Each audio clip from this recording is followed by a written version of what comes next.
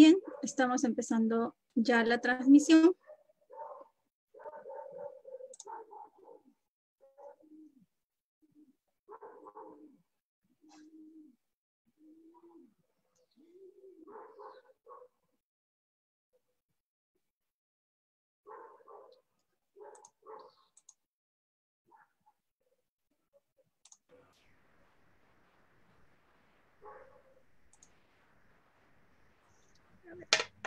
Bien.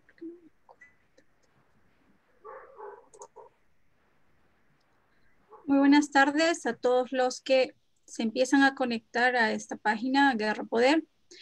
Hoy día tenemos un conversatorio con dos expertos en comunicación política. Nos acompaña Juan Manuel Foutel, de Argentina, y también Marco Antonio Toribio, de México.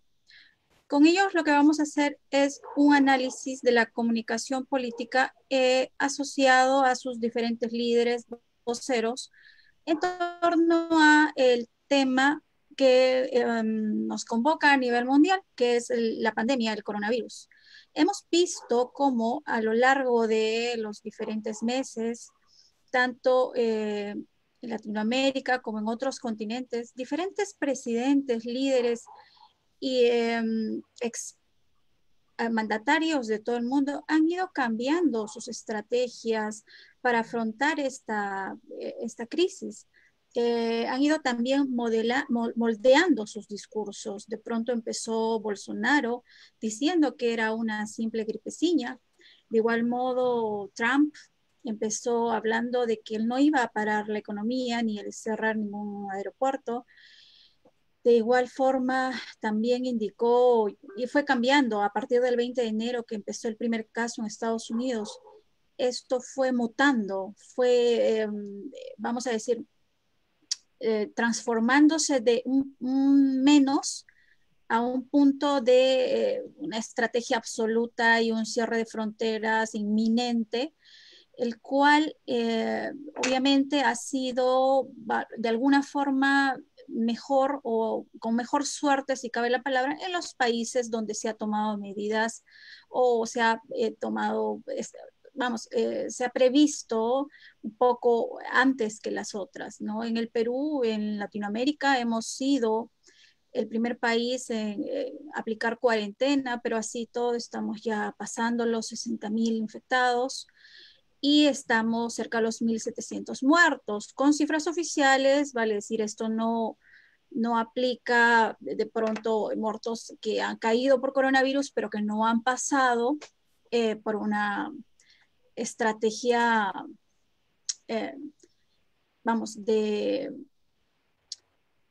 no han pasado la prueba, ¿no? En ese sentido es que vamos a estar analizando con estos expertos en comunicación qué es lo que ha ocurrido en sus países, cómo es que esto se ha venido desarrollando. Solo 2 segundos para poder compartir esto en algunas plataformas. Y ya empezamos.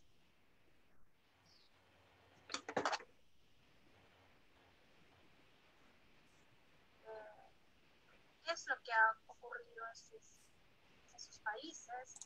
¿Cómo es que esto se ha venido desarrollando?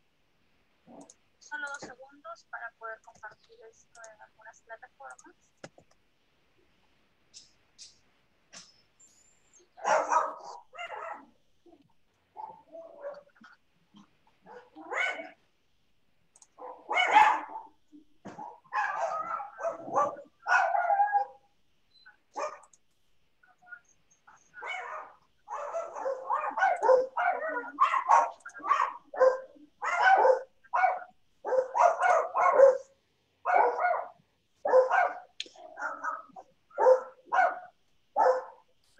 Bien, entonces vamos a empezar este conversatorio con el experto en comunicación política de Argentina, que es Juan Manuel Foutel.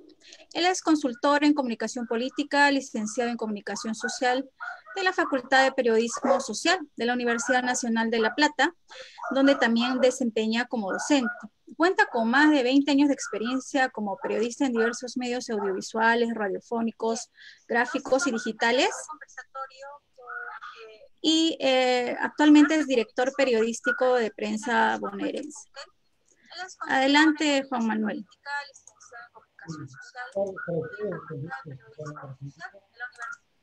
La situación de Argentina, hoy justamente acaban de anunciar recién que es el día con mayor cantidad de casos confirmados, 240, hasta el día de hoy la mayor cantidad había sido 188 casos en un día. Y con respecto a lo que vos planteabas, Sandra, de la comunicación política en sí, lo que más me parece que hay que destacar es que rápidamente el presidente de la Nación quedó como al mando y en la conducción de esta situación de pandemia. Esto obviamente tiene sus riesgos. ¿Por qué?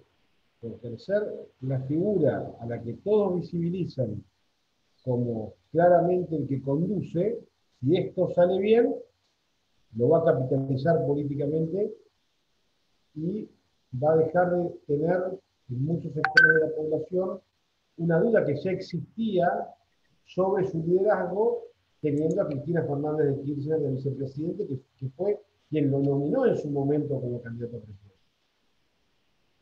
Si sale mal, también va a ser el que pague los costos políticos de las decisiones que ha tomado hasta el momento. Hasta el momento, ¿qué decisiones ha tomado? La de, en los primeros días, una cuarentena muy fuerte, muy rígida, que se va como haciendo más laxa, más liviana, a medida que van transcurriendo los días. ¿Qué están comunicando? ¿Quiénes comunican? Comunica el presidente de la Nación, que lo hace muy bien. Su expertise como profesor universitario lo hace ser muy didáctico, muy claro.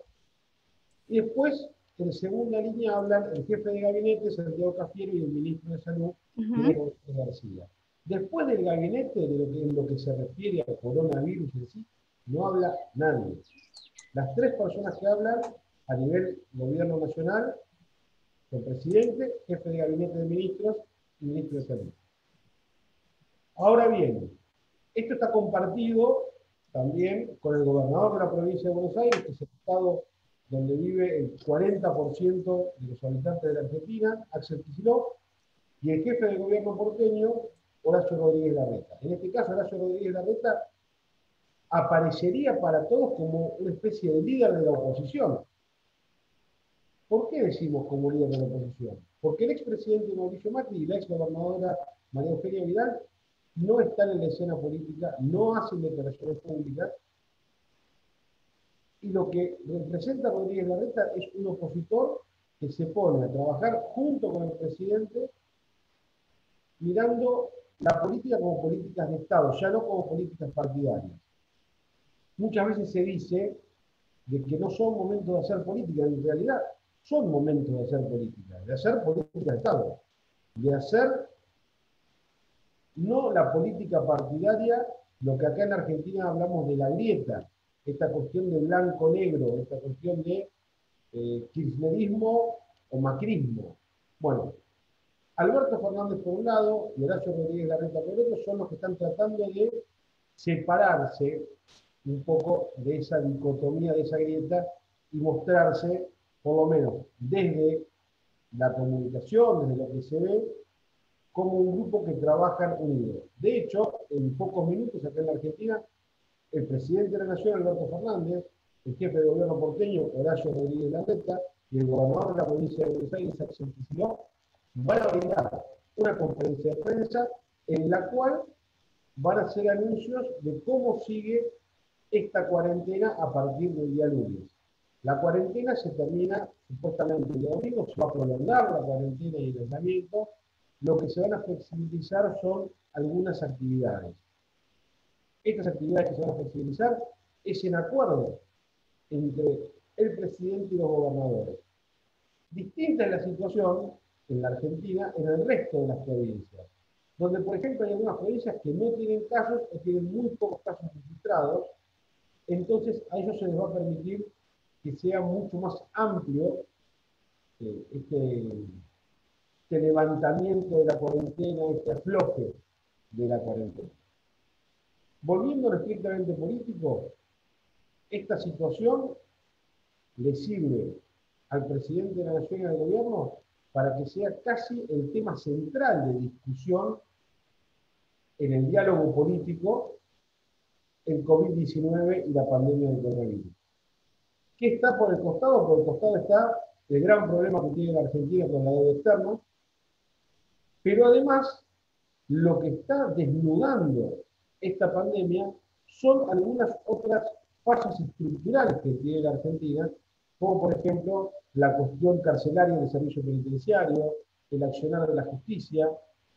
Se están poniendo en discusión el accionar de muchos jueces por una cuestión de liberación de algunos presos, donde se plantea una cuestión de vincularlo con una prevención sanitaria para bajar el riesgo de infección en las cárceles.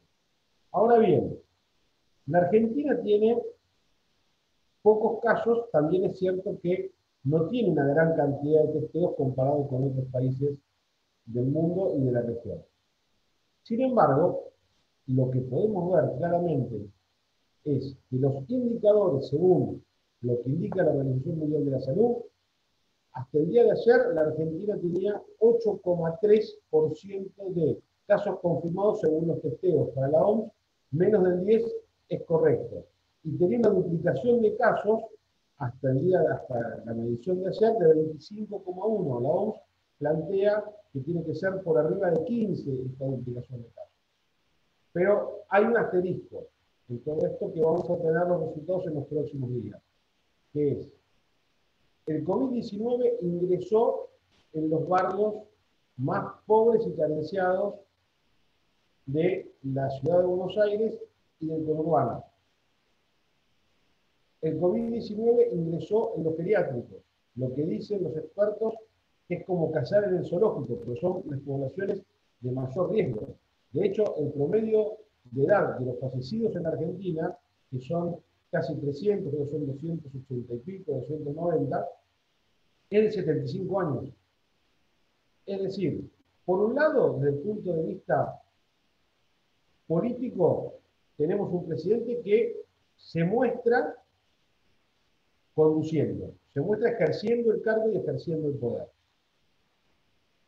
Pero este camino no es corto, este camino tiene sus dificultades, sobre todo porque no hay solamente una pandemia de salud, sino que la situación económica en muchos sectores, la recesión que está causando esto, la falta de crédito externo para el país e interno para los empresarios es grave. Es preocupante y es un tema que también tiene al gobierno nacional y provincial y a todos los gobiernos provinciales muy preocupados.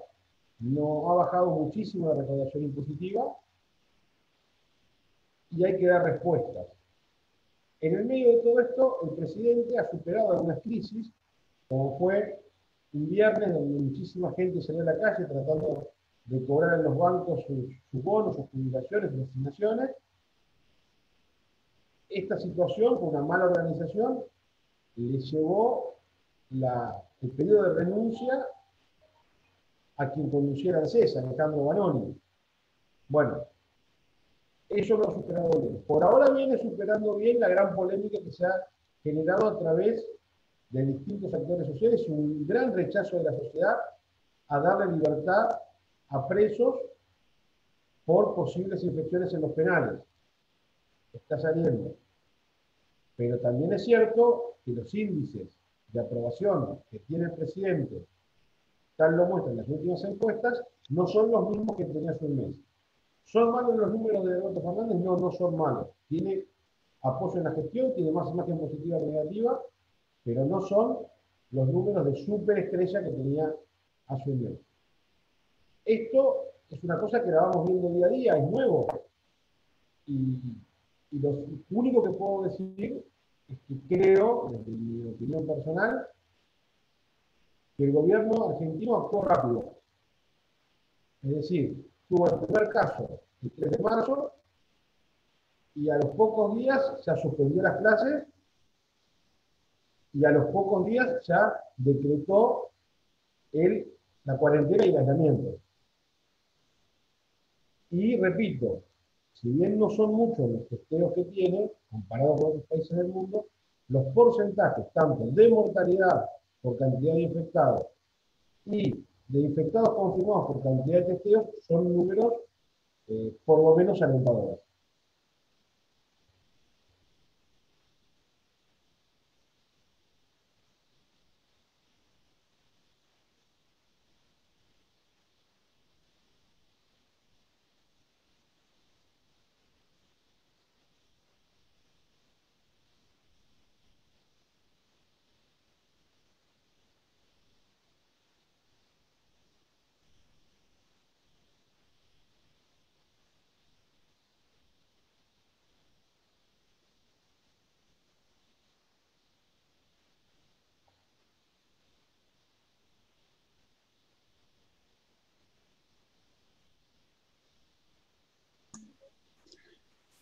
Bien, Juan Manuel, muchas gracias por tu apreciación inicial.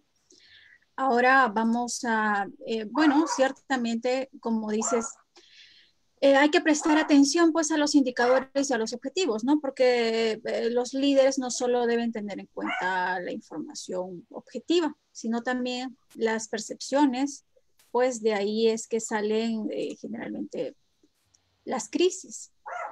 En ese sentido, vamos a pasar a conversar con Marco Antonio Toribio. Él es politólogo por la Facultad de Estudios Superiores Acatlán de la Universidad Nacional Autónoma de México. Tiene gran experiencia en estrategia, análisis, comunicación política y social media para gobiernos municipales y campañas electorales.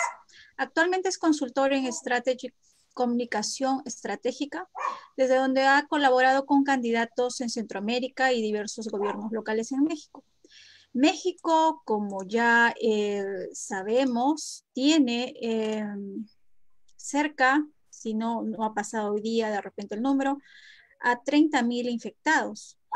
Aparentemente, según los especialistas, esta semana ya se estaría llegando al pico y como sabemos, después de ello lo que viene es el descenso y esto que se llama desconfinamiento, fase 1, 2, 3, 4, en realidad en todo el mundo se está aplicando, vamos, las fases son bastante similares, lo que cambia es la estrategia y obviamente los líderes que están a cargo. Bienvenido, Marco Antonio, adelante. ¿Qué tal, Sandra? Buenas tardes. Juan Manuel, buenas tardes. Pues antes que nada, un gusto saludarlos, agradecerte la invitación a este conversatorio el día de hoy. Pues sí, como bien lo dices, ¿no? Las cifras oficiales que tenemos el día de ayer nos daban un aproximado de 29,600 casos confirmados de coronavirus aquí en México.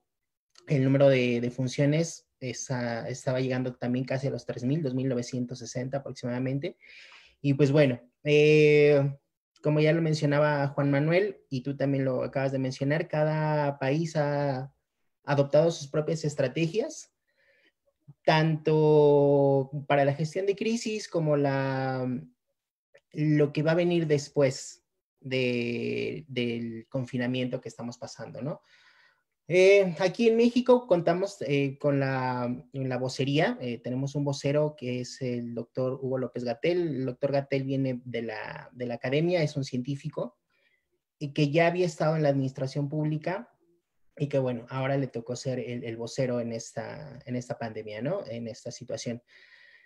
El caso mexicano resulta particular, ¿no? Y yo lo planteo desde esta forma, ¿no? Podemos empezar hablando de las narrativas. Para el presidente Andrés Manuel López Obrador, las narrativas han sido muy importantes desde su campaña electoral hasta en el ejercicio del gobierno y ahora pues en la gestión de la crisis también ha tratado de mantener una misma narrativa, pero pues si bien es cierto que una narrativa poderosa puede tenerte mucho éxito comunicacional, no puede ser la misma cuando estás en campaña, en gobierno y mucho menos en gestión de crisis. Vemos a un presidente que todas las mañanas sale a informar o con ejercicios de comunicación en unas conferencias, ¿no? Hasta hace tiempo, hasta hace unos meses que empezaban los primeros casos de coronavirus aquí en México, el presidente era quien dictaba la agenda, ¿no? Él decía y él ponía los temas que se debatían en todo el país todas las mañanas. Después de que se empiezan a dar los primeros casos, el presidente se ha visto rebasado, ¿no? Ya las narrativas, o bueno, al menos la narrativa que lo llevó al poder y que todavía le funcionó en los primeros meses de gobierno, ya se ha visto rebasada ahora por un enemigo que no sabemos exactamente dónde se originó. La narrativa del presidente es pues buenos contra malos. Sin embargo, pues ahorita los buenos ya no son tan buenos y los malos, pues ahorita ya no es un grupo de gente, ya no es un modelo económico como es el neoliberalismo, que no se cansa de repetirlo todas las mañanas y en todas las oportunidades que tiene. Ahora, pues el enemigo no sabemos de dónde viene, sabemos dónde creemos que se originó, pero el enemigo también podemos ser cada uno de nosotros y la gente que está en las calles. Entonces esta narrativa pues se ha visto rebasada. El presidente en el primer momento que se dieron los casos en México, creo que trató de mantener cierta tranquilidad, ¿no? Por la falta de información también que es natural en estos casos que había. Sin embargo, pues bueno, fue rebasado. Salía con frases, ¿no? En que él nos iba a decir cuándo iba a ser los días más fuertes de la epidemia. Él mismo en algún momento invitaba a la gente a seguir las actividades, a salir a comer a las calles. Él mismo seguía con giras de trabajo en el interior del país, aún ya teniendo casos confirmados y algunas ya defunciones en México. Entonces yo creo que esto le restó mucha coherencia a los señalamientos de seguridad que por las noches son que el vocero nos da. Cada noche nos dice quédate en tu casa, mantén las medidas de sana distancia, nos da una serie de recomendaciones para evitar más contagios, pero pues en este primer momento el presidente no las acató, ¿no? No había mucha congruencia entre estas dos narrativas. De igual, seguido paso el tiempo, el presidente, bueno, ya se vio más con el problema más cercano, ya el número de contagios aumentaba, el número de muertos también, y bueno, ya creo que fue un momento de que él también hiciera lo propio y diera ejemplo para que desde su liderazgo también la gente lo empezara a tomar más en serio, ¿no? Empezar a tomar más en serio esa situación de la pandemia. Después de esto, el presidente pues siguió manteniendo o tratando de mantener su narrativa, ¿no? Que toda la gente que criticaba algún tipo de acción que él tenía era gente, pues bueno, que estaba en contra de él, que está en contra del gobierno, que está en contra de su modelo político y económico. Y pues bueno, se olvidaba de que ahora en lo que te comentaba al principio, las narrativas no pueden ser las mismas, ¿no? Y la gestión del gobierno implica dar certeza a los ciudadanos, pero también certeza a tu equipo de trabajo. Entonces, al presidente se le ha venido dando más información y bueno, creo que ha servido mucho para que en este momento ya podamos tener un presidente más cercano o más informado al menos. Por otro lado, pues bueno, como también lo comentaba Juan Manuel, hay los gobiernos locales en los estados aquí en México, no ha habido una buena coordinación comunicativa, sobre todo con el gobierno federal.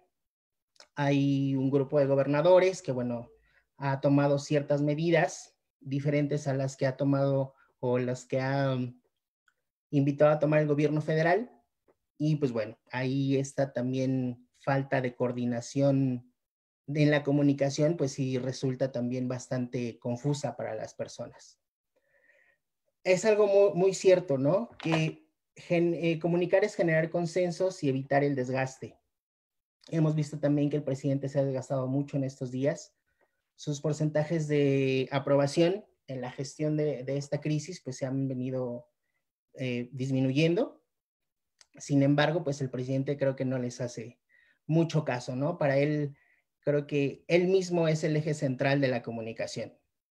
Él lo dice todas las mañanas, se pelea con los medios de comunicación, se pelea con los empresarios, no hay un consenso, no hay una narrativa que una o pueda darle certeza a la gente en este momento. Y pues bueno, también es importante para mí, sobre todo, que es donde más me desempeño, es la comunicación política local. Creo que tú en estos días también has compartido cierta información, sobre todo en el Perú, de cómo gobiernos locales siguen repartiendo apoyo muy necesario en estas fechas, pero lo hacen con tintes políticos. Y pues bueno, o sea, hacer política en una crisis resulta bastante explosivo. Puede generarte, pues sí, muchas cosas positivas, pero pues también te puede hundir, ¿no?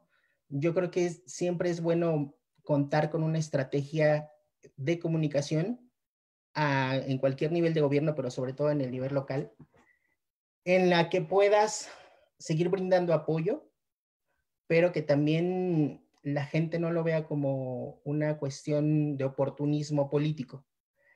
La línea es muy delgada, sobre todo aquí en México y en muchos países de América Latina, en que mucho tiempo se ha lucrado o se ha jugado con la necesidad de las personas. Entonces, pues bueno, esto resulta bastante complicado, ¿no? Pues básicamente ese es el panorama que tenemos aquí en México, Sandra. No sé, Bien, entonces, sí. bien. Gracias a ambos, Juan Manuel, Marco Antonio. Ahora yo quiero también trasladar y comentar cómo es que se vienen dando las cosas en este país, ciertamente con mayor cantidad de casos, 61.500 aproximadamente al día de hoy. Lo que, bueno, la estrategia de Martín Vizcarra, un presidente que lleva alrededor de 2 años en el gobierno, por la vacancia de Pedro Pablo Kuczynski, al verse involucrado en casos de corrupción. Kuczynski actualmente tiene arresto domiciliario, es una persona que estaría dentro de la población vulnerable. Vale decir que si en este momento Kuczynski no se hubiera gobernado, de hecho no podría hacerlo por ser anciano, y tendríamos que contar, o la situación hubiese sido que Mercedes Arauz, vicepresidenta hasta el día de ayer del Perú, hubiese quedado a cargo. Mercedes Arauz es la última de la plancha de PPK, Pedro Pablo Kuczynski, y ya el Congreso el día de ayer le ha aceptado la renuncia constitucional al cargo de vicepresidenta. Entonces, lo que ha hecho Martín Vizcarra, buena cuenta, es trabajar mucho, ha creado lo que es el comando COVID, ¿no?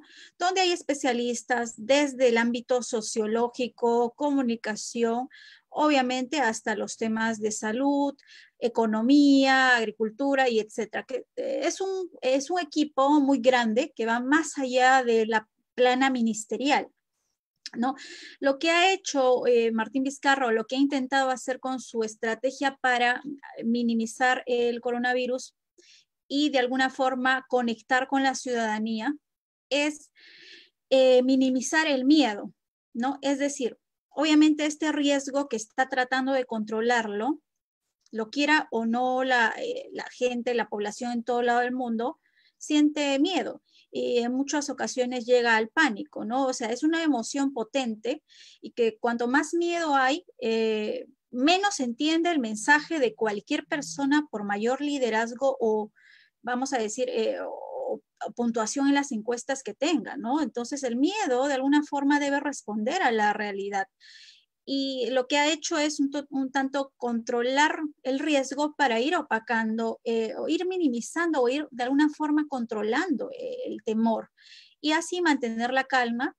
Ha trabajado mucho con el tema de extremar la paciencia. Nuestros confinamientos han sido, digamos, cada 2 semanas, es que se ha ido dando paulatinamente la cuarentena. O sea, desde el 15 de marzo, el Perú, donde se detectó el primer caso, que fue de un ciudadano que vino de España, un trabajador de una empresa aérea, que era piloto, trajo el primer caso al Perú.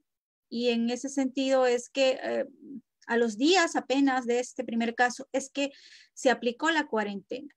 Entonces, en ese sentido, de alguna forma esa ha sido un poco la estrategia. Él ha salido interdiario a dar mensajes aproximadamente entre las 12 y 1 del mediodía. Y ya la gente incluso le puso el nombre de Martín al mediodía, ¿no?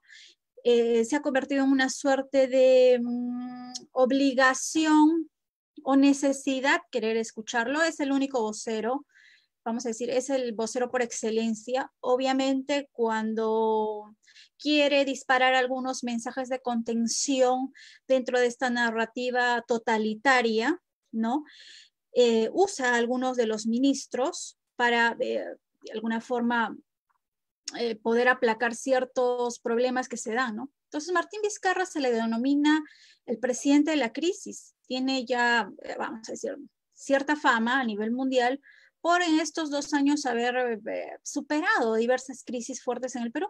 Tuvo que afrontar la red de corrupción del sistema judicial, tuvo que convocar a nuevo referéndum dirigido por 4 nuevos proyectos, y tuvo que cerrar constitucionalmente el Congreso en noviembre del año pasado. Y ahora es el coronavirus. Vale decir, el presidente, no siendo yo, digamos, muy... ha sido muy, no hago mucha sinergia con muchos de sus aspectos estratégicos en diferentes puntos. Hay que reconocer, ¿no? Y hay que ser muy hidalgos en esto, sea o no oposición, no es mi caso, pero hay que reconocer que es un tipo que ha tenido mucha muñeca y no la ha tenido fácil en este país, justamente porque ya viene el coronavirus con 3 crisis muy grandes en el país, ¿no? El Perú viene con 4 presidentes ya encarcelados, o dentro de Alberto Fujimori está en prisión, Pedro Pablo también, Toledo está con una liberación temporal en Estados Unidos, y Ollanta Humala está a punto de entrar a la cárcel. Vale decir, tenemos 30 años, si no 40, de máxima corrupción, en la cual también las empresas brasileras han decantado al punto más álgido de la corrupción los últimos por lo menos 3 o 4 años en el país. Entonces, esa es la situación, esa es la coyuntura, ese es el escenario donde este provinciano, porque no es limeño, digamos, es de una región del país, está entrando a manejar la situación. Entonces, ¿cuál es para mí el secreto de Martín Vizcarra? Si se puede llamar así, ¿no? Porque, mal que bien, sí podemos decir que en líneas generales su narrativa comunicacional ha calado en un 70-80% de la población según las encuestas. Es decir, el pico de aprobación es altísimo en los últimos meses sobre todo, pero ya él venía arrastrando una alta puntuación y una alta aprobación por parte de la ciudadanía, ¿no? Entonces, el secreto ha sido generar confianza con información diaria o interdiaria. Primero era diaria, luego ya últimamente es cada 2 hasta 3 días, pero no más, y actualizada de fuentes oficiales. Vale decir, él es la única fuente que comunica, por ejemplo, con cuántos casos más contamos día a día y las nuevas medidas. Hay días, o los últimos tiempos, las últimas 3 semanas, ha ido de alguna forma perdiendo cierto encanto, porque el pico esperado que nos dijeron iba a ser hacía 2 semanas, nunca llegó. y de hecho aún no llega. Es decir, se espera que de pronto para acá 2-3 semanas podríamos estar alcanzando un pico. Entonces, la gente ha empezado a desconfiar. Este mensaje encantador, este mensaje seguro, humilde, donde mostraba máxima claridad, de alguna forma se ha ido, no se ha ido anulando, pero sí ha perdido cierta sintonía porque se ha encontrado muchas incoherencias entre lo que se dice en el mensaje y entre lo que ocurre en la vida real. O sea, en la vida offline, ¿no? Fuera de las narrativas virtuales, fuera de los discursos, lo que ocurre es que vemos en los noticieros cómo los hospitales, sobre todo en las regiones no necesariamente más pobres del país, ¿no? Han colapsado, bien vemos como médicos están infectados, personas mueren en la calle, los mercados son un problema que ha traído la atención mundial, como en mercados del Perú, donde la gente es 80% informal en el trabajo. Es decir, ¿qué quiero decir con esto? Que sale a buscarse el trabajo diariamente. Es decir, no tienes un empleo fijo, eres independiente, puedes ser independiente y tener una pequeña consultora, qué sé yo, como es mi caso, y por allí puedes mantenerte. Pero el caso de la mayoría es que se despierta y dice, bueno, hoy día, ¿qué hago? Voy a un mercado y veo qué hacer. Me pongo de ayudante, de colaborador, o me pongo mañana a vender mascarillas, gel o agua de manzana. Es la realidad, ¿no? Entonces, los mercados han sido un foco y son un foco muy infeccioso en la cual la mitad de todos los, vamos a decir, los vendedores están contaminados, porque ya se ha hecho test en 2 o 3 mercados gigantes de Lima y el resultado es que el 50% está infectado. Entonces, ese es el problema más grande con el que contamos, la informalidad y la necesidad de la gente de que ya no puede quedarse en casa porque no tiene que comer. Esa es la dura realidad en la que hay que decidir entre pues morir de coronavirus o morir de hambre, ¿no? Y como el virus es invisible y no lo puedes de alguna forma visualizar, pues hay mucha gente que preferirá salir a la calle a ver con qué se recursea. Es cierto que el país también ha tenido un gran, vamos a decir, un gran impulso económico, ¿no? El gobierno del Perú ya listó y se está ejecutando el mayor plan económico de América Latina hasta el momento para mitigar el impacto del coronavirus, ¿no? Entonces son más de 25.000 millones, el equivalente al 12% del Producto Bruto Interno del país. ¿En qué se ha ido este dinero? Bonos de, vamos a decir, 760 soles mensuales, que es el sueldo mínimo en el país. Para ponerlo en dólares, hablamos de unos $220 aproximadamente, que es el sueldo más bajo, ¿no? en el país, digamos, el sueldo de alguien que tiene una preparación mínima y hace un trabajo de asistente, de empacador, en fábricas, almacenero, ¿no? Entonces, obviamente que con horas extras supera los 1.000 soles, pero esa es la situación. El país en general no venía mal económicamente. Si bien es cierto, sí hay mucho informalismo, pero no es que faltaba trabajo o no es que estábamos súper endeudados, teníamos un buen piso fiscal, pero el tema es de que ya estamos con préstamos y ya estamos, digamos, sacando de la caja mágica el dinero que, ¿no? Se ha liberado también el 25% de las AFP, es un tema histórico en la nación porque nunca las AFP han querido dar un solo sol, excepto que cuando cumplas una serie de años y en verdad mucha gente se muere sin ver la AFP, ¿no? Entonces la gente en general va a poder sacar el 25% de su AFP. Ya está en ese proceso en estos días, eso aplica a todo el país que obviamente tenga fondos en estas concesiones privadas. Esto lo ha hecho el Congreso un poco contradiciendo lo que decía Vizcarra, porque esto no es obra de Vizcarra. Vizcarra lo único que dijo es sacar un mínimo porcentaje para aquellos que no tenían trabajo y aquellos que no venían aportando al FP los últimos meses o aquellos que ganaban muy poco. a ellos sí se les estaba dando un pequeño porcentaje de sacar el dinero de las AFP, pero ahora el 25 es una cuestión masiva y general. Entonces, esa es la situación por la que pasa el Perú. Nos vamos hasta el 24 de mayo. Y bueno, como ustedes están escuchando, ahora los vendedores vienen a los barrios, a las zonas, así la zona sea residencial. Se está aplicando esto de llevar los deliveries, las bodegas a los domicilios, o que o el mercado venga en carros desinfectados y con todo el equipo a tu casa. Pueden vender pollo, frutas, verduras. Es una forma de evitar salir, porque el problema principal en el país en este instante es los mercados.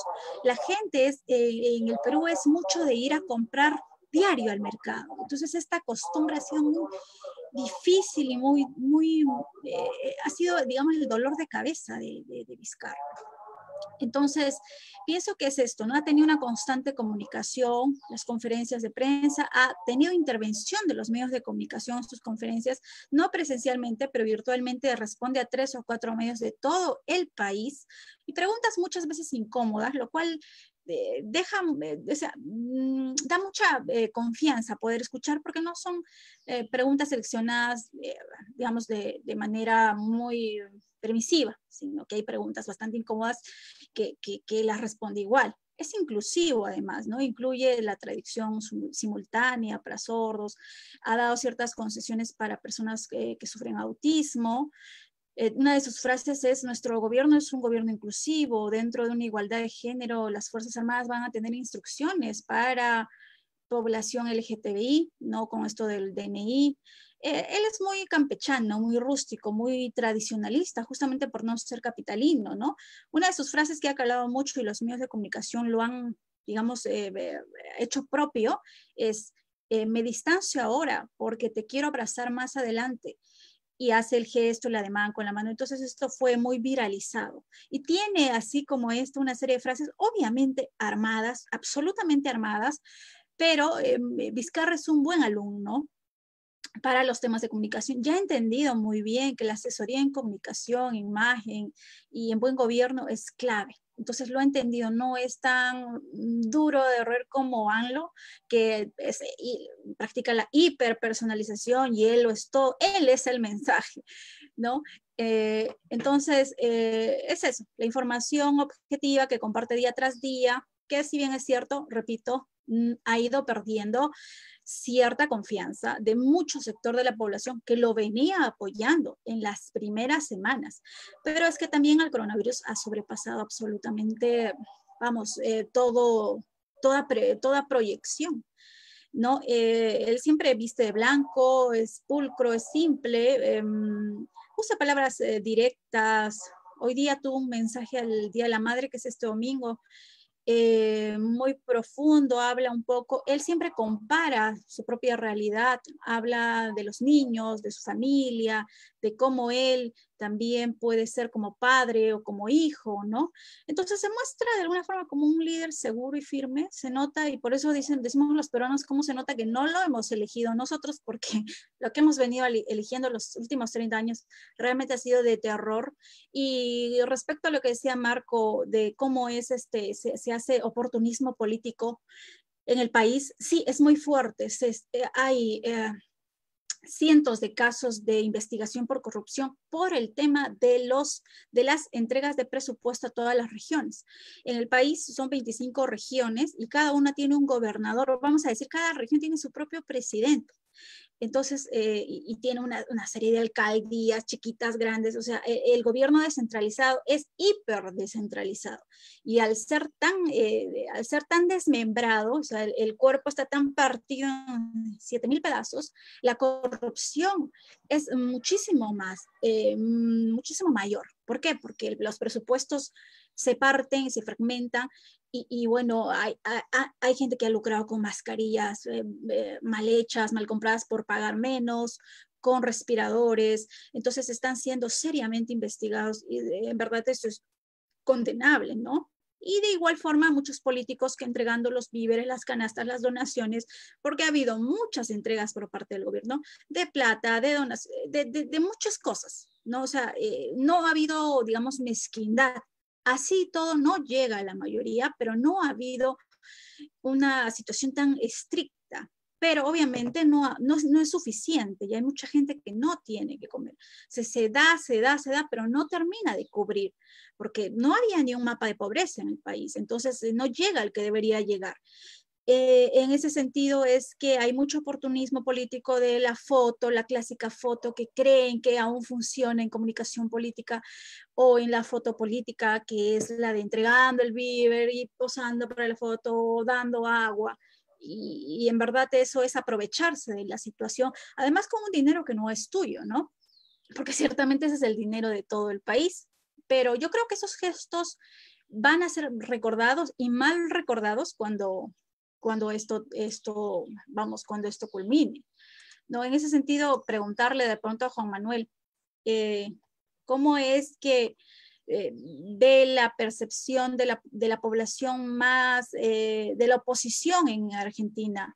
¿Cómo es que evalúan la situación de la estrategia manejada por el presidente? Y si es muy dura o si es muy fuerte en todo caso. Bueno,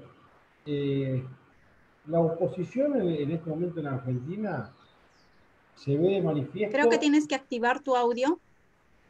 A ver, hola, hola, hola. ¿Me escuchan ahí?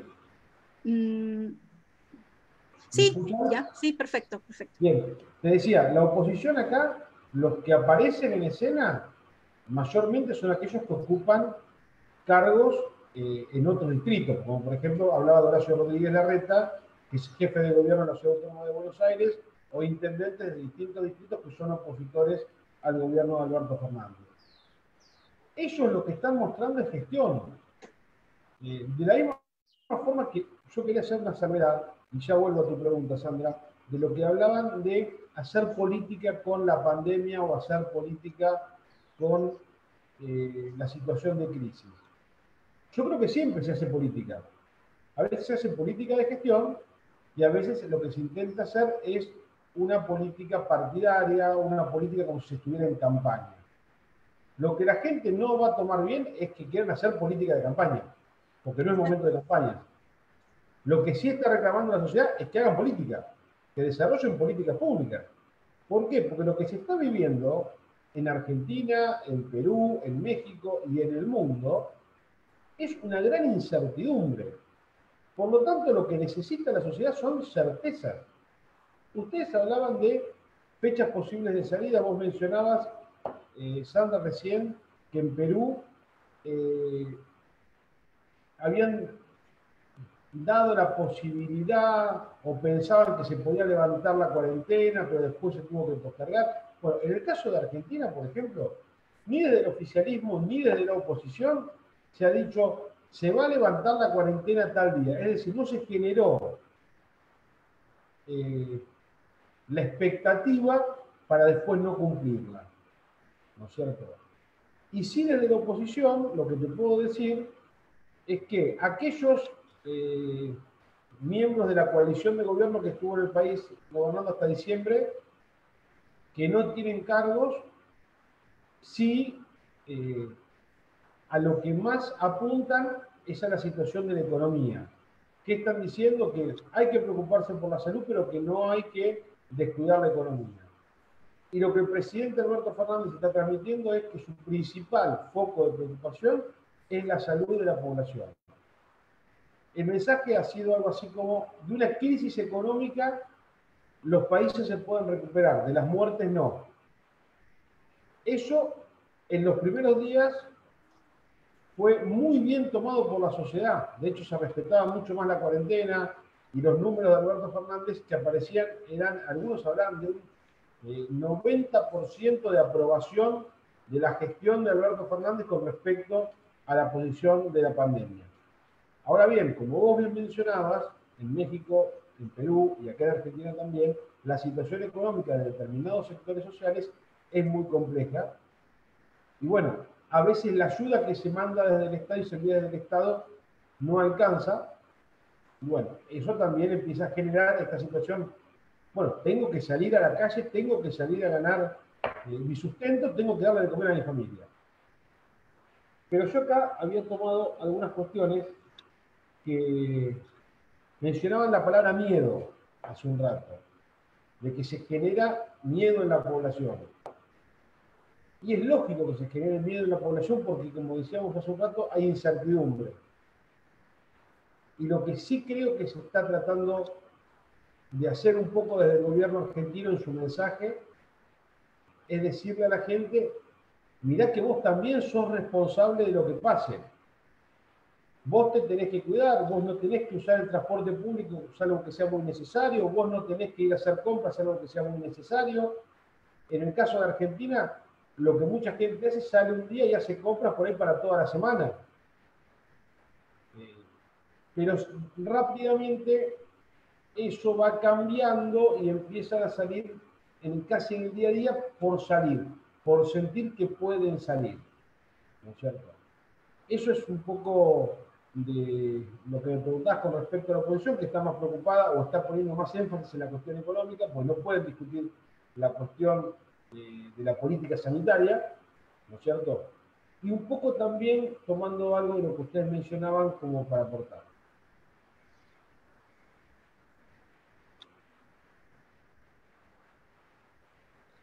Bueno, ahora que lo menciona Juan Manuel, creo que también en México a la oposición, los partidos opositores al régimen del presidente Andrés Manuel, se han desdibujado mucho, se han desdibujado desde las elecciones del 2018, no han sabido posicionar una narrativa, un liderazgo fuerte que le haga frente al presidente, ¿no? O que sea un contrapeso real.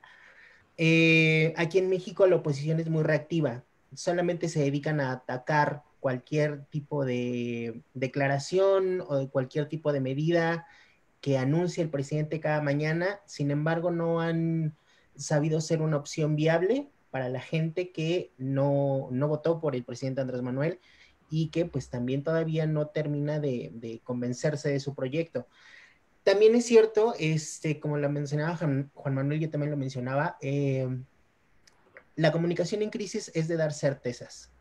Si no se tienen esas certezas, pasa lo que está pasando pues, en Argentina, en Perú, en México, que hay mucha desinformación y esa desinformación, pues bueno, trae muchas consecuencias, ¿no?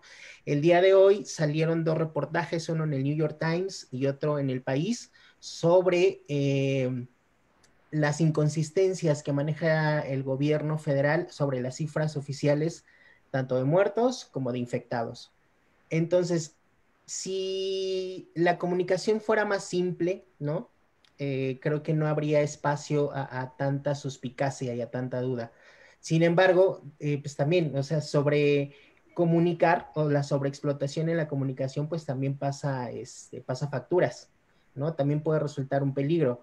Y, o sea, vamos a ver cómo se sigue desarrollando, sobre todo aquí en México, que nosotros tenemos asignado por la fuente oficial que el día que se presume va a levantarse la cuarentena es el día último de mayo. Sin embargo, bueno, no se ha descartado que pueda prolongarse, pero pues veremos cómo se sigue desarrollando esta cuestión de la comunicación de crisis aquí en nuestro país.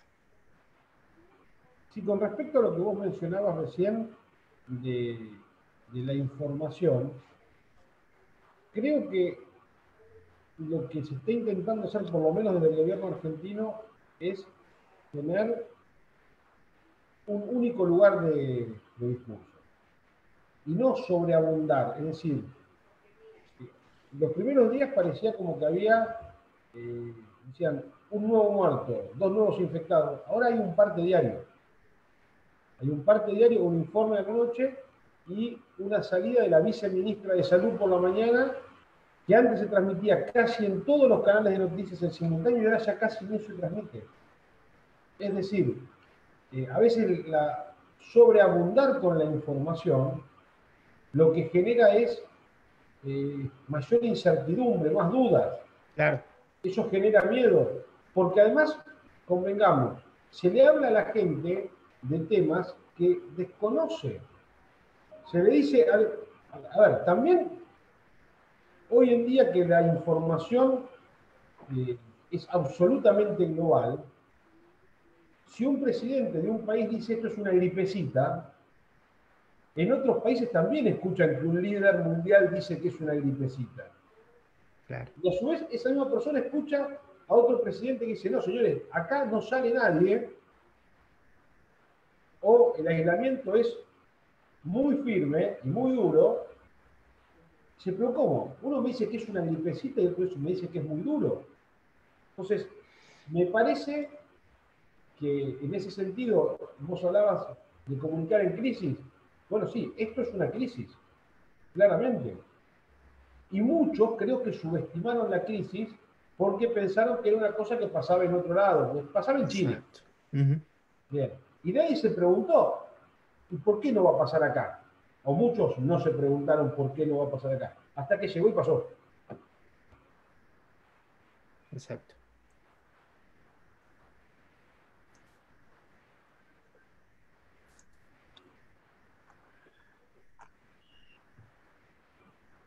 Ciertamente, se ha pasado de lo tenemos totalmente bajo control y eso en la potencia mundial o hasta entonces la potencia mundial de Estados Unidos y bueno, pasó a decir que también decía que mucha gente, eh, Trump decía que se iba a ir con el calor de abril y luego decían que bueno, estábamos desarrollando la vacuna, ya en un mes lo tenemos hasta cambiar el discurso de que estamos en camino a controlar y a mitigar, ¿no? Y como dice Juan Manuel de la simple gripecina. En este lado, por el Perú, el tema de la oposición, si hablamos en el aspecto eminentemente político, en realidad podemos decir que es mínima. Es decir, el anterior Congreso tenía 70, de los 130 escaños tenía 72 congresistas del Fujimorismo, que era la fuerza opositora, y es la fuerza opositora a todos los gobiernos más grandes de las últimas décadas. Lo que ha pasado es que el Congreso ha sido disuelto constitucionalmente en noviembre y en ese punto, ahora en el actual Parlamento, pues hay apenas 4 o 5 fujimoristas. Es decir, perdón, deben ser unos 9. Es decir, de 72 escaños, el Fujimorismo ha tenido un golpe durísimo, que es la posición, digamos, o era la posición más significativa, y ha llegado a 9.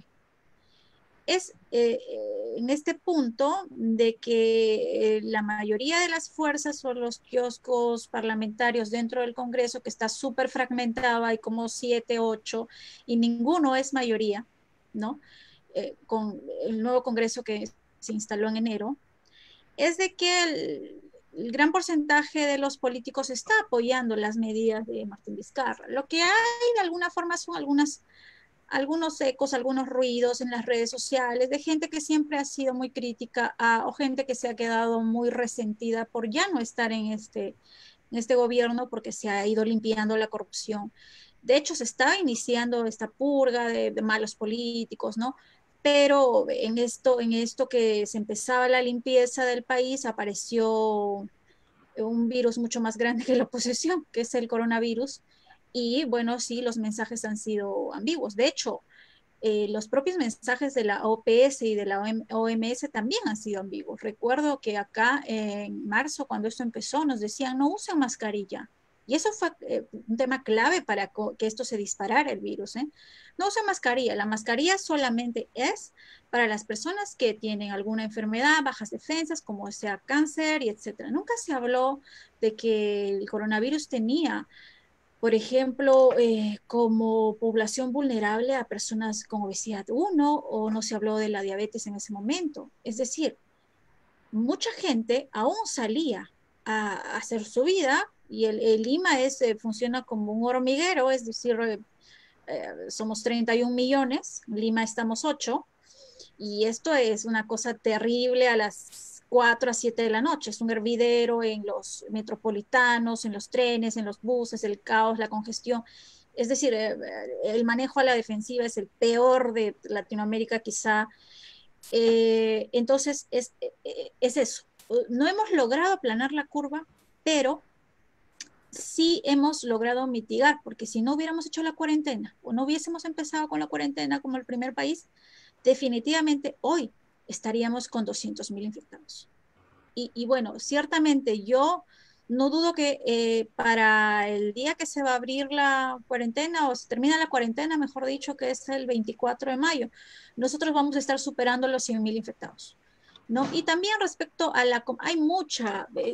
hay mucha mala información en redes, pero también de alguna forma te invita a pensar, porque el gobierno no necesariamente está dando las cifras que cuentan a todos los muertos y hay informes sesudos, muy sesudos, informes periodísticos que hablan que no son, en todo caso, no son la cantidad, que en este momento son cerca de 1.600, 1.700, ya estoy perdida porque diario aumentamos como 70 en promedio, 50, 70 hasta 100, sino que se hablaría que es el triple. El informe ha destapado que es el triple. Entonces hay muchos muertos que no se cuentan y esa información, además de videos, además de denuncias de toda índole, de toda naturaleza, un poco desacreditan el mensaje del mediodía. Es por eso que se está perdiendo la sintonía entre la realidad y el mitigar la crisis, ¿no? Bueno, voy a leer algunos de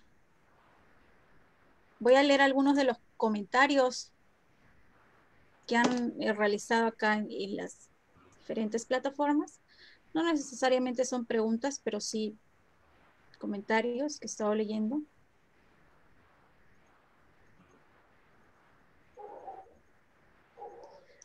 Bueno, el que recibe más saludos de todo el mundo es Marco. Marco Toreo lo saludan de todo lado. Muchas gracias.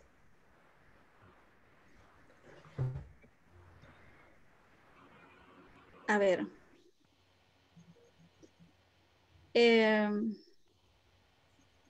María Barrios dice, había informes de la OMS desde diciembre y los países los tenían y pasaron de ellos. Aquí en España está siendo un drama sanitario, político y económico, con un gobierno que tomó medidas tarde y muy mal, ciertamente España sí. ¿Qué opinan de esto en el caso de España? ¿Cómo ven la comunicación del presidente y cómo es que España reaccionó tan tarde, a pesar de que ya teníamos el ejemplo tremendo de Italia? España creen que lo pudo hacer mejor y sus presidentes también, ciertamente. Su presidente también.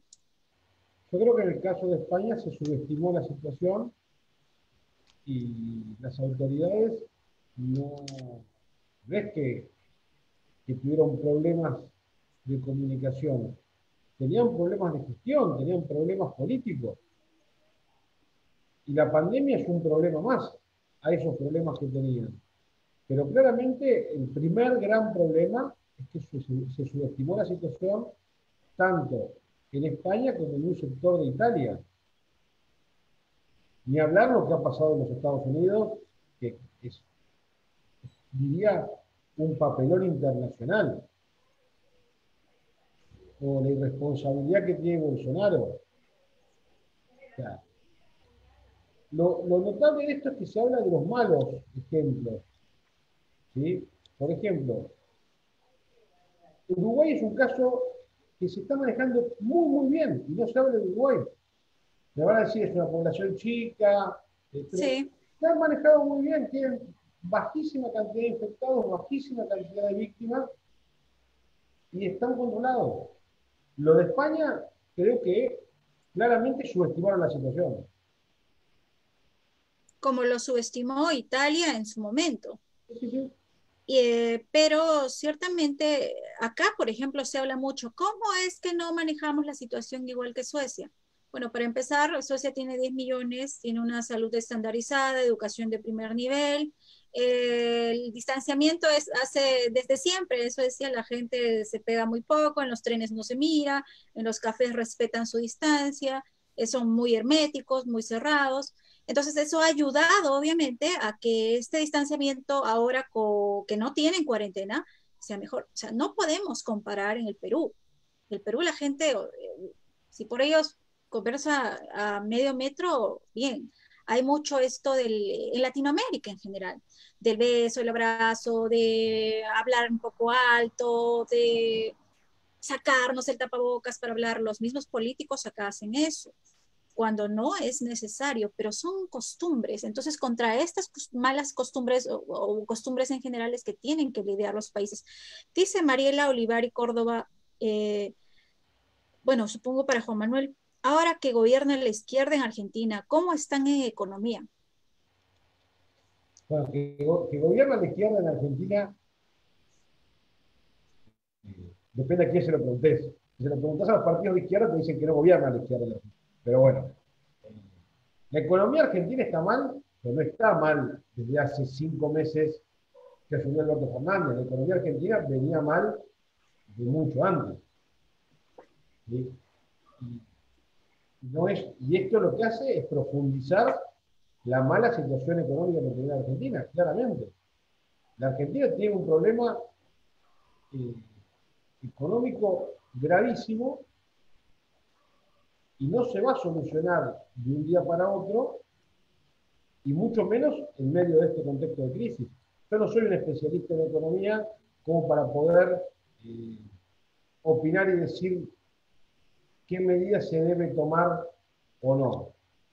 Lo que sí creo es que la única forma que la Argentina puede empezar a revertir su situación es generando empleo, que esta generación de empleo haga que más gente entre en el sistema, que más gente consume y que se empieza a mover la rueda de la economía. Y reitero, no soy economista y quiero ser muy prudente en lo que digo, pero volviendo a la pregunta, con respecto a que gobierna la izquierda, depende a quién no se lo pregunte. Alberto Fernández se ha mostrado mucho más al centro que el kirchnerismo tradicional, se ha mostrado mucho más dialoguista y claramente hasta el momento no ha tomado medidas que uno pueda decir son medidas de izquierda. Yo siempre digo que en la política lo que hay que ver no es lo que la gente dice, sino lo que la gente hace. Y como un dato concreto, Alberto Fernández nunca cortó el diálogo con el Fondo Monetario Internacional, por ejemplo.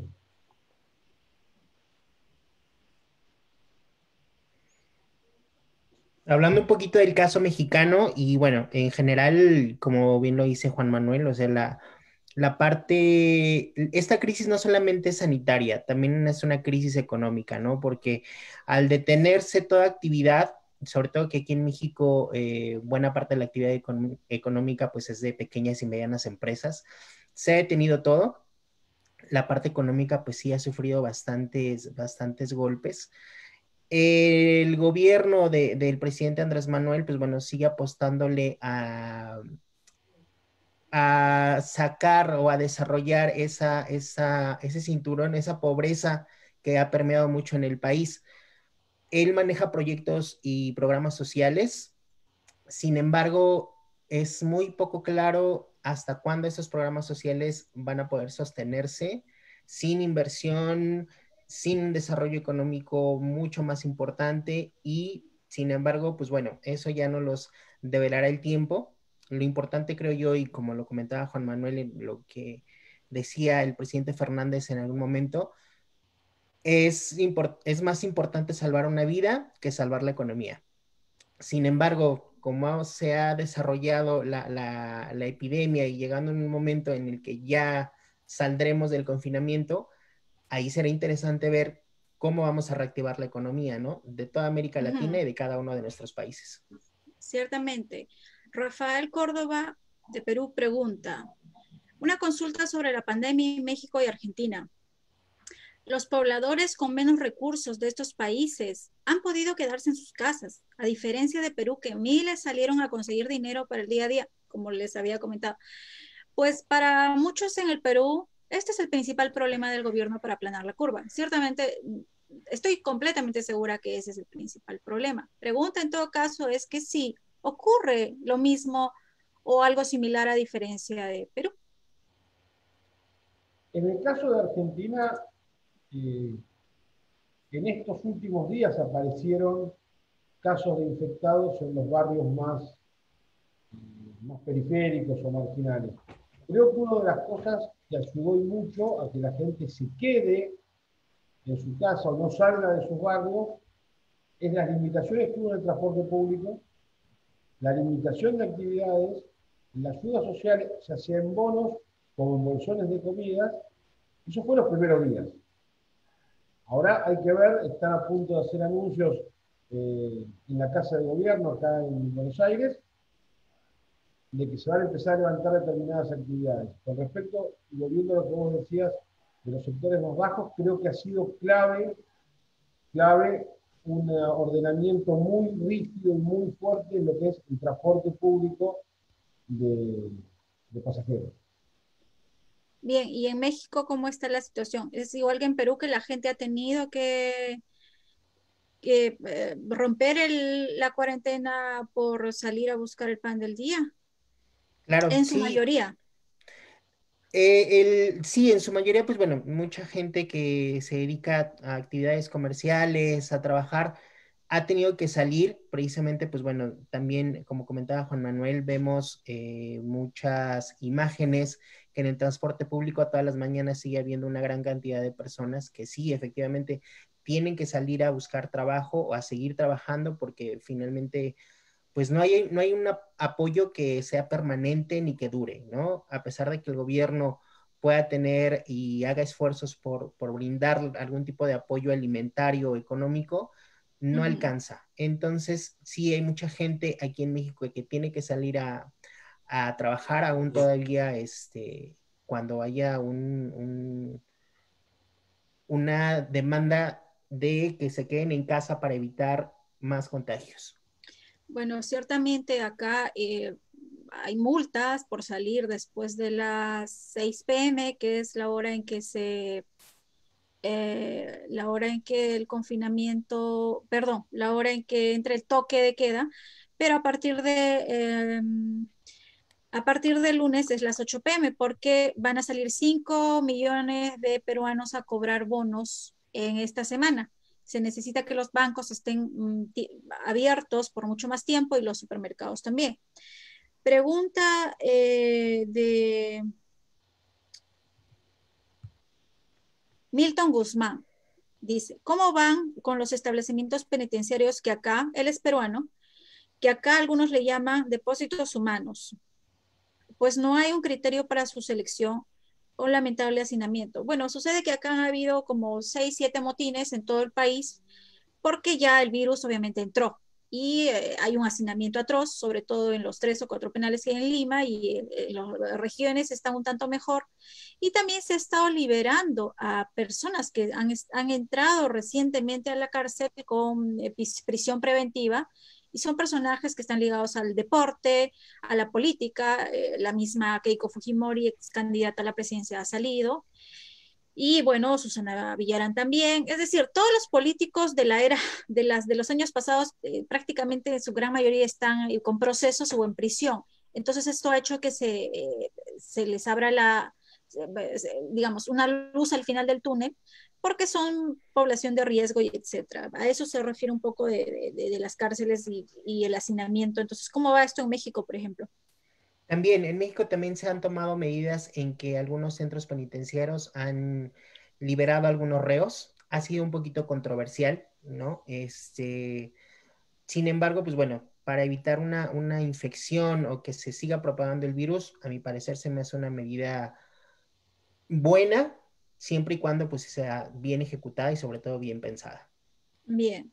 Dice Esteban Zambrano, excelentes diálogos, ya cansados de políticos tradicionales que les encanta hablar de ellos y sus logros, sabiendo que son muchos que sí tienen la oportunidad de hablar. Excelente diálogo. Germán Silva dice, pero igual Vizcarra ha tenido un desempeño bastante responsable. Sí, en realidad ha hecho todo lo que ha podido, pero ya el sistema sanitario lo esperó a él. De hecho, ya estaba colapsado, ya estaba mal, ya estaba hacinado, ya con el coronavirus simplemente se develó digamos, la ventana, o se abrió la bisagra para poder visualizar lo que realmente ya venía ocurriendo. Pero vamos, todos los presidentes tienen responsabilidad en esto, incluido Vizcarra, obviamente, que al inicio de su gestión recuerdo claramente que dijo que iba a construir 28 hospitales. Bueno, no hay ni uno. Eh, ya estaba aburrido de escuchar a los actores que piensan las televisoras y algunas redes sociales que solo ellos tienen voz y nadie más puede opinar. Los políticos se creen divos y divas. Saludos desde México, saludos desde la selva del Perú. Ahora se les escucha bien. Por favor, pregúntales con respecto al protocolo de la MS, bueno, supongo en aspectos de comunicación, y el tratamiento que se le da a los infectados por el virus y al que renunció Italia, porque descubrieron que no era el correcto tratamiento que estaban efectuando. ¿En sus países siguen al pie de la letra lo que dice la OMS o como Trump y Bolsonaro que lo descartan de plano? En el caso de Argentina, sigue muy en línea lo que plantea la Organización Mundial de la Salud, y sí existen problemas no con el tratamiento de los infectados. Lo que se ha dado en la Argentina es en muchos edificios, en muchos consorcios, que hay como una especie de discriminación con trabajadores de la salud. Es decir, si se enteran que hay un médico que vive en el edificio, le piden al médico que no tome el ascensor, que se vaya a vivir a otro lado, porque ese médico va a traer el virus al edificio y va a infectar al resto. Es un poco contradictorio con el mensaje en masa. El mensaje en masa es gracias a los médicos que nos salvan las vidas, pero después que el médico no vive en el edificio. Eso con respecto al tratamiento del miedo al contagio. No he notado, por lo menos en Argentina, que el tratamiento para con los infectados sea negativo. No sé en México y en el Perú. Sí, sobre todo, bueno, aquí en México la relación que se tiene con las medidas y las recomendaciones que ha estipulado la OMS, sí se tratan de seguir. Sin embargo, pues bueno, siempre hay algún tipo de adaptación, ¿no? A manera regional, como ya lo comentaba, no es lo mismo eh, vivir o darle seguimiento a una pandemia en México que en Brasil, que en Argentina, que en Perú, porque hay varios factores que pueden interferir, ¿no? Factores desde políticos, sociales, entonces, pero entonces, aquí en México sí se está tratando de trabajar en conjunto. Acá hay una pregunta de Guillermo Villafrey. Buenas tardes con todos. ¿Cómo brindar confianza y certeza en contextos de alta incertidumbre como el actual? ¿Apelando a valores nacionales? ¿Apelando a Dios o a otra cosa? ¿Cómo lo harías, Juan Manuel? ¿O cómo asesorarías este aspecto en comunicación política? Bueno, dar certezas, en principio hay que decir la verdad. Claro. Claro. La base. Si un dirigente en medio de una crisis miente, en cuanto se descubre la mentira ya ha quedado fuera del sistema, por decirlo de alguna forma. Yo, para dar certeza, lo primero que diría es decir la verdad, aunque a veces la verdad sea dura, ¿no es cierto? Y después, dar certeza en qué sentido, un poco también lo que hablábamos hace un rato de esto de predicar con el ejemplo. Hace unos días, el vicejefe de gobierno porteño anunciaba el uso obligatorio de barbijos o tapabocas, y él estaba dando ese discurso sin barbijo y sin tapabocas. Una cosa total y absolutamente contradictoria. A los 20 minutos dio una nota en otro canal de televisión y ya se había puesto el barbijo. Se ve que alguien le dijo, ponete barbijo. Pero en esto de dar certezas, creo que lo primero y fundamental es decir la verdad y no generar falsas expectativas. Bueno, Sí, coincido con Juan Manuel. La única manera de dar certeza, sí. sobre todo en manejo de crisis, es ser completamente o lo más posiblemente transparentes, centralizar también la información, que no haya ningún tipo de fuga o que en algún momento alguien esté dando un mensaje y otra persona esté dando otro mensaje, pero que sean de la misma línea oficial. O sea, esa centralización de la información creo que también es fundamental. Y también lo que comentaba Juan Manuel, la congruencia. La congruencia con el mensaje que estás dando, que quieres dar, te da mucha certidumbre y sobre todo se la da a los actores políticos. ciertamente la base debe ser la verdad. Recuerdo claramente, hacía unas 3 semanas, 4, quizá en el Perú no estaba, vamos, no, el mensaje era de doble salida. Habían 2 o 3 actores aparte del presidente y lo que se dijo es que en el pico íbamos a llegar a los 5.000 infectados. O sea, ciertamente no estamos en el pico y ya estamos en 61. No sé si eso es una falacia absoluta o fue una mentira rotunda o fue un mal cálculo. Yo no creo y estoy muy distante de creer que haya sido un mal pronóstico porque, vamos, las estadísticas ahora y los sistemas modernos de tecnología están ayudando mucho a manejar el tema de la proyección del coronavirus. En ese sentido, lo que ha habido acá es soltar la información de a pocos. Y ese ha sido uno de los grandes errores de Vizcarra, eh, porque el peruano es un poco resistente a mensajes, vamos a decir, radicales de que vamos a llegar a los 150.000 o 200 o 300 y vamos a tener 2 meses de cuarentena. O sea, obviamente tampoco es que podía salir con esto, pero reducirlo a 5.000 fue bastante radical. Acá hay otra. Qué bueno escuchar opiniones de diferentes países y culturas, pero con la misma ideología. Bueno, no sé si es la misma ideología, pero en todo caso dice, saludos desde México. Una pregunta, bueno, dice Sandra, una pregunta. En comunicación política, ¿es mejor utilizar un tono de comunicación extremo, realista o radical, justo de que hablamos, o tratar de maquillar las palabras para que el impacto o el miedo no sea un detonante en la población en el momento de decodificar el mensaje? Por ejemplo, hoy día recién el presidente Vizcarra dijo toque de queda y las anteriores conferencias solo decía aislamiento social. ¿Es mejor utilizar las palabras duras, realistas y claras? Yo creo que, a ver, para empezar, la situación de por sí es dura y cruda. Entonces nadie puede maquillar eso. Y yo creo que siempre, desde siempre, todos los presidentes han debido usar las palabras tal cual son. Los números sin maquillaje y, eh, vamos, el tono de comunicación extremo, no sé si es la palabra. En todo caso, la verdad es extrema. Y si la verdad es extrema, pues la comunicación es realista. Entonces, si lo manejamos por este lado, lo que sí puedes es ir dosificando los puntos. No es que en una conferencia vas a indicar absolutamente toda la cruda realidad, pero si sales a diario ir un poco de alguna forma adaptando a la gente que el tono de la comunicación, desde el primer mensaje hasta el último, va a ser absolutamente claro.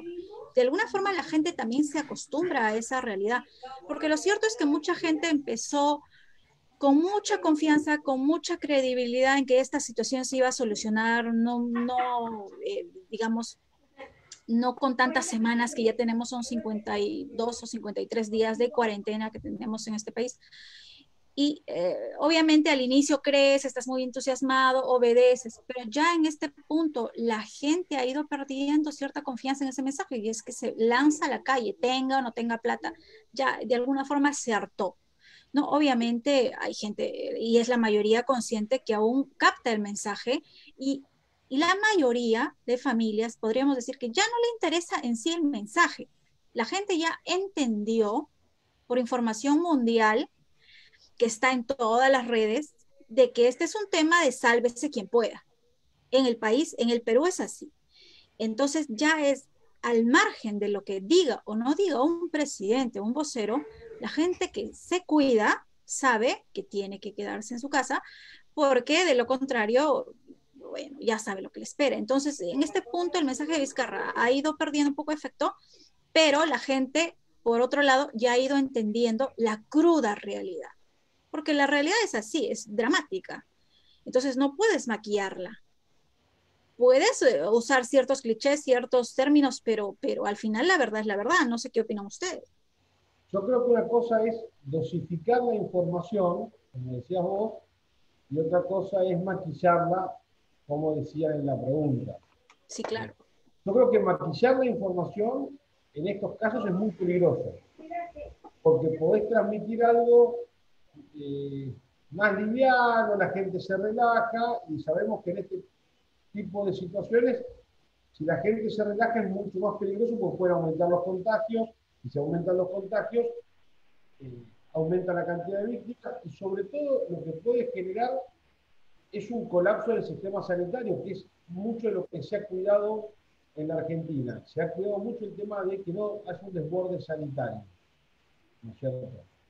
Y con respecto a lo que vos mencionabas, Sandra, del discurso de Vizcarra, yo lo voy a comparar un poco con el discurso de acá. El discurso de acá siempre fue que esto viene para largo, el discurso fue que hay que ser responsable, que hay que quedarse en la casa, y nunca se habló de decir, bueno, acá va a haber 5.000, 10.000 o 3 víctimas o infectados. No se dio eh, esa perspectiva. Siempre se planteó como una cosa que hay que superarla y que va a llevar tiempo. En el caso mexicano, creo que sí es importante también, desde un primer momento, como ya lo comentaba antes, al no tener un ejemplo o el liderazgo del presidente no fuera tan contundente de decir, quédense en casa, evitemos los contagios, sino que él mismo en algún momento llamó a seguir saliendo, llamó a seguir abrazándonos en alguna de sus conferencias. Esa parte también hizo como que muy flexible o que la gente no dimensionara cuál era el problema realmente. Eso y también, pues bueno, que al no saber a qué nos enfrentábamos con información científica plena, pues bueno, también eso hizo que la gente pues no creyera, ¿no? Y todavía aquí en México, hace algunas semanas, en un municipio de un estado de aquí de nuestro país, se encontraron fiestas de jóvenes, 100, 150 jóvenes en una fiesta. A la siguiente semana, en hospitales de la misma zona, con muchos muertos, jóvenes que también fueron a esas fiestas, y entonces esa desestimación o esa poca también información que se tenía hizo que se relajaran mucho las medidas personales para poder salir y poder pues seguir haciendo tu vida normal. Yo creo que también, Sandra, Juan Manuel, es una cuestión también de responsabilidad propia. ¿No? No creo que también todo sea culpar al gobierno, ¿no? El gobierno pues no tiene la culpa, es responsable, pero también somos responsables nosotros. Entonces yo creo que en medida que también dimensionemos que somos vulnerables, ¿no? Que podemos ser igual portadores de un virus, que también podemos causar daño en nuestro entorno, a nuestra familia, pues en ese momento también vamos a temer a tomarlo más en serio. Bien. Acá dice, ¿quién comunica mejor, Pilar Macetti o el presidente? Digo esto porque la primera es más dura y más cruda en el comentario de la crisis. Pilar Macetti es médico, está dentro del comando COVID y es, digamos, la segunda vocera cuando se le autoriza y es muy a Juan Gómez que pregunta, ella es muy directa y muy frontal en su comunicación, es una excelente comunicadora, magnífica, es maravillosa, me parece que habla puntual, dice las cosas claramente, no entra en rodeos, es muy enérgica y su tono de comunicación, el color de su comunicación es adecuado para esta crisis. Pienso que deberían aflojarle un poco más la cadena y poder ella ser más partícipe en esta gestión. Ahora que se viene en 2 semanas más, se supone, ya no va a ser en Perú una cuarentena como como la que veníamos manejando con mucha permisibilidad de alguna forma. Entonces, en ese sentido, sí debería salir un poco más, siendo que tiene una cantidad de adeptos y de seguidores, ¿no? Acá dice Omar Gómez, creo que hay una sobreexposición televisiva del presidente del Perú al dar cifras, propuestas y decretos de urgencia que no ha calado en la población. ¿Qué estrategia comunicacional usarían para evitar se amplíe la cuarentena? A ver, exposición televisiva sobre exposición. Bueno, yo creo que en gestión de crisis de comunicación y ante este tema que ha sobrepasado todo cálculo, no está mal hasta cierto punto la sobreexposición, siempre y cuando exista un mensaje o un trasfondo en cada emisión. Es decir, no vas a salir a repetir más de lo mismo que anteayer, pero si tomaste una nueva medida, un cambio significativo, una ampliación de cuarentena, un nuevo bono, qué sé yo, amerita.